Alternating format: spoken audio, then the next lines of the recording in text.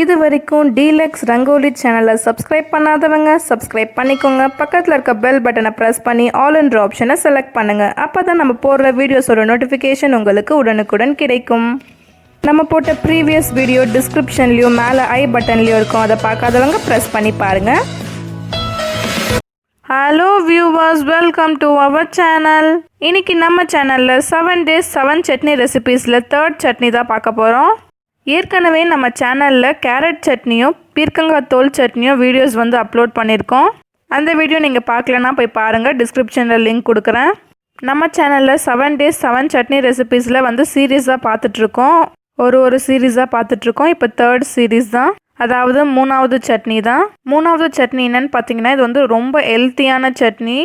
Healthy மட்டும் இல்லை, ரொம்ப டேஸ்டியான சட்னி கூட. இன்றைக்கி நம்ம உளுந்து சட்னி எப்படி செய்கிறதுன்னு பார்க்கலாம். ஓகே ஃப்ரெண்ட்ஸ், இப்போ உளுந்து சட்னி செய்வதற்கு தேவையான பொருட்கள் பார்க்கலாம். நான் இன்றைக்கி உளுந்து சட்னி செய்கிறதுக்கு 1 டம்ளர் உளுத்தம் பருப்பு எடுத்திருக்கேன். உளுத்தம் பருப்பு வந்து இடுப்பு வலிக்கெலாம் ரொம்ப நல்லது. நெக்ஸ்ட்டு நான் 3 காய்ந்த மிளகாய் எடுத்திருக்கேன். 5 பூண்டு எடுத்திருக்கேன். நெல்லிக்காய் சைஸ் புளி எடுத்திருக்கேன். நெக்ஸ்ட்டு உப்பு. நெக்ஸ்ட்டு அரை மூடி தேங்காய் எடுத்திருக்கேன். தேங்காய் குட்டி குட்டி பீஸாக கட் பண்ணி வச்சாச்சு. நெக்ஸ்ட்டு இப்போ நம்ம இது எல்லாத்தையும் வறுக்க போகிறோம். கடாயில் எண்ணெய் ஊற்றிருக்கேன். எண்ணெய் சூடானதும் பருப்பு போட்டு வறுத்துக்கலாம். இப்போ எண்ணெய் சூடாகிடுச்சு. ஃபஸ்ட்டு உளுத்தம் பருப்பு வறுத்துக்கலாம். ஸ்டவ்வை மீடியமாக வச்சு வறுத்துக்கோங்க. உளுத்தம் பருப்பு பொன்னிறமாக மாற வரைக்கும் நம்ம வறுக்க போகிறோம். பருப்பு தீஞ்சிடாமல் பார்த்துக்கோங்க. இப்போ பாருங்கள் ஃப்ரெண்ட்ஸ், உளுத்தம் பருப்பு வந்து பொன்னிறமாக மாறிடுச்சு. நெக்ஸ்ட் நம்ம இதுலேயே தேங்காய் போட்டு வறுத்துக்கலாம். தேங்காயும் கலர் சேஞ்ச் ஆகணும். ஒரு 2 நிமிஷம் இந்த மாதிரி நல்லா வதக்கிக்கோங்க. நெக்ஸ்ட் நம்ம காய்ந்த மிளகாய், பூண்டு, புளி இது 3த்தையும் இதிலே போட்டு வறுத்துக்கலாம். இந்த மாதிரி நம்ம எல்லா பொருளும் வறுத்துட்டு செய்கிறனால சட்னி வந்து டேஸ்ட்டாகவும் வாசனையாகவும் இருக்கும். இப்போ இது வறுக்கும் போதே எனக்கு வந்து நல்லா வாசனையாக இருக்குது. 2 நிமிஷத்துக்கு ஸ்டவ்வை மீடியமாக வச்சு இந்த மாதிரி நல்லா வதக்கிக்கோங்க. இப்போ எல்லா பொருளும் நல்லா வதங்கிடுச்சு. இப்போ ஸ்டவ் ஆஃப் பண்ணிடலாம். இது ஆறின உடனே நம்ம மிக்சியில் போட்டு அரைச்சிடலாம். நம்ம சேனலில் 7 days 7 தோசை ரெசிபீஸும் அதுக்கு சைட் டிஷ்ஷாக 7 days 7 சட்னி ரெசிபீஸும் அப்லோட் பண்ணிகிட்ருக்கோம். அதையும் மிஸ் பண்ணாமல் பாருங்கள். இப்போ இதெல்லாம் ஆறிடுச்சு. இப்போ மிக்சியில் போட்டு அரைச்சிக்கலாம். இப்போ உப்பும் ஆட் பண்ணிடலாம். நெக்ஸ்ட்டு நெல்லிக்காய் சைஸ் வெல்லம் ஆட் பண்ணுறேன்.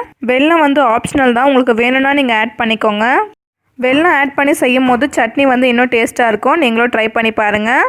நெக்ஸ்ட் இதில் கொஞ்சமாக தண்ணி ஆட் பண்ணிக்கலாம். இப்போ இதை அரைச்சி எடுத்துகிட்டு வந்துட்டேன். இதை நல்லா நைஸாக அரைச்சிக்கோங்க ஃப்ரெண்ட்ஸ். இப்போ இந்த சட்னியை பவுலுக்கு மாற்றியாச்சு. நெக்ஸ்ட் இதில் எண்ணெய், கடுகு, 1/4 ஸ்பூன் கடலைப்பருப்பு, கருவேப்பிலை இது எல்லாத்தையும் தாளித்து இதில் ஊற்றியாச்சு.